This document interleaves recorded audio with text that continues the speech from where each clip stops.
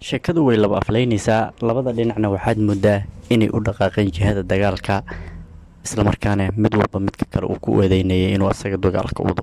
dabcan waa Eritrea iyo Ethiopia oo markan dagaal culus galayo. dabcan Ethiopia waxay sheegtay inay weerari doonto Eritrea ciidamadeeda ku sugan gudaha dalka Ethiopia. Ethiopiaanku wuxuu wacd ku maray inuu iska bixinayo ciidamo kusoo duulay sida uu hadalku dhigay, balse warbaahintu qaabkay wax u tabinayso sidaa waa ay ka bedelan yihiin oo waxaa la sheegayaa in Ethiopia damac kale ay leedahay. wax walba waa ay ka bedelan yihiin 20 sano ka hor, waxayna u muuqataa sheekadu in laba kala barisay kala war laa ay tahay. Eritreaanku xeelad wanaagsan ay isticmaalayaan islamarkaana waxay ka dhex kalluumaysanayaan gudaha dalka Ethiopia, balse Ethiopiaanku shacabkooda waxay u sheegayaan inay duulaan u yihiin sidii ay u soo dhacsan lahaayeen bad ama ay iskaga dhicin lahaayeen cadow kusoo duulay. Eritrea 20 sano ka hor ay dagaal foolka foola la gashay Ethiopia, halkaasoo markii ugu dambeysay labada mas'uul ee hadda dalka hogaamiyo ay soo afjareen sheeko u muuqatay in kabi ahaanba Ethiopia iyo Eritrea ay si diblomaasiyadeed iyo darisnimo ku wada noolaan doonaan. balse wax walba waxaa bedelay ra'iisul wasaaraha Ethiopia Abiy Ahmed oo maalinba maalinta ka dambeysay wada handadaad uu u dirayo dalalka dariska la ah, kuwaasoo uu sheegayo inay uu ka qaadanayo bad qasabna ay tahay tirada ugu badan bariga Afrika ama 130 milyan oo Ethiopian in xilligan wixii ka dambeeyay ay bad la'aan sii hagaajin kareen.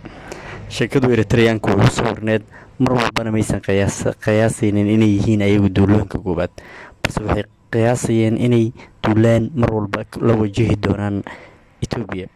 warbaahinta ayaa aad waxay indhaha ugu haysaa arrintani oo Ethiopia maalmihii ugu dambeeyay la sheegay inay aad u buux dhaafisay ciidamo ay keenayso koobaha ay macquul tahay inay isku hor fadhiistaan ciidamada Eritrea. Ethiopiaanku wax walba uma sahlana oo 20 sano ka hor sidii ay ahaayeen ma aha, gudahana waxa uga furan tashuush weyn oo ay ku qasban yihiin marka hore inay iska soo xaliyaan.